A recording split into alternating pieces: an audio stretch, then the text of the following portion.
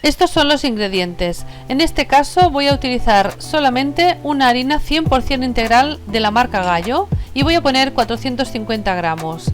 Necesitaremos también 300 mililitros de agua mineral, 10 gramos de sal, 20 gramos de miel o de sirope para que suba más la masa, aunque este ingrediente es opcional. 10 gramos de levadura fresca o 5 de seca y 20 gramos de aceite de oliva virgen extra. Empezamos poniendo el agua en la cubeta con la levadura desmenuzada, el aceite y la miel. No importa que el agua no esté tibia, porque el programa que voy a utilizar es un programa largo para hacer pan integral. Este programa precalienta los ingredientes unos 20 minutos, pero si lo hacéis con un programa para masas, pues entonces necesitáis poner agua un poco tibia. Después ponemos la harina y encima la sal, que no debe tocar la levadura, porque la mataría.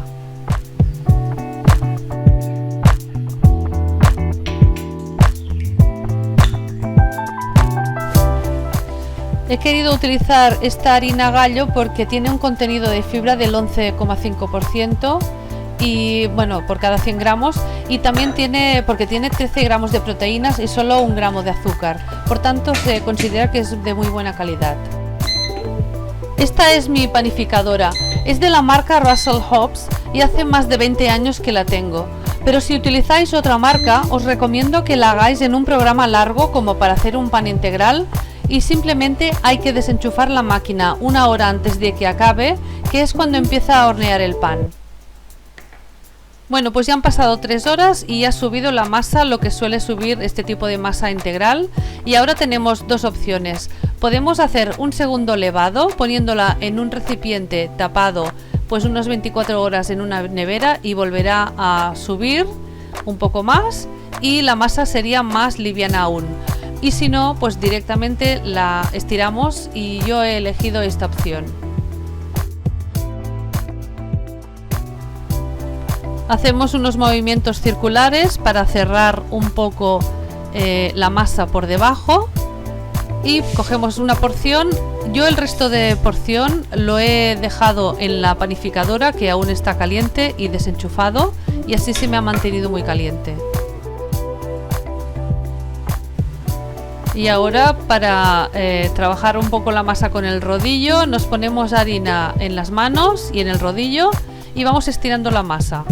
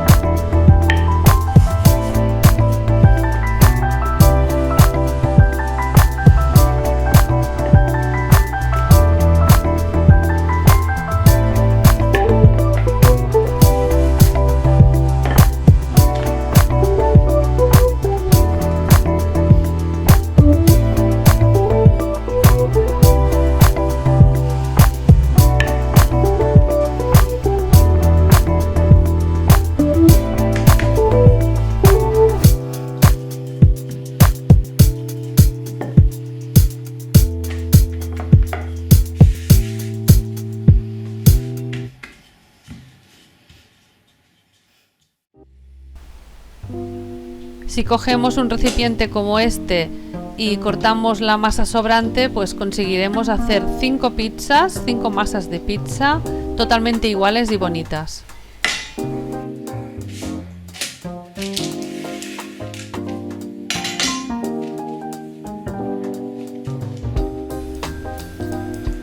Empezamos poniendo los toppings.